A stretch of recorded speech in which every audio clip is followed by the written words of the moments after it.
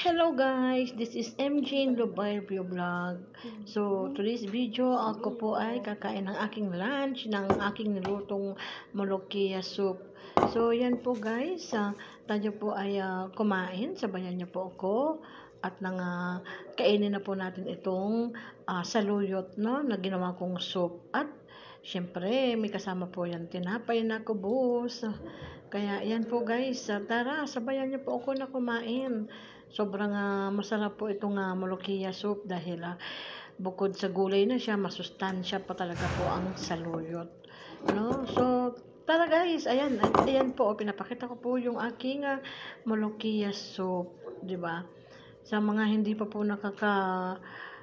ranas po na makakain ng molokia soup or saluyot, so, yan, lutuin nyo na po yan, no?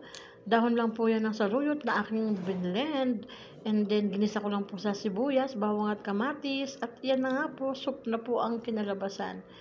Kaya, napakasarap po. O, yan, nagpapahid-pahid pa po ako ng mga kumakalat sa aking mga bibig ng molokia soup.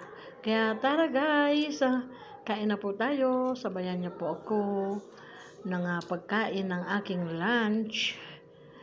Kaya, ayan po. Masarap pong, masarap po palang partneran po ng kubos na tinapay. Kung tawagin po rito sa Saudi, ang tinapay po na to. Kaya, yan po guys. Thank you for watching.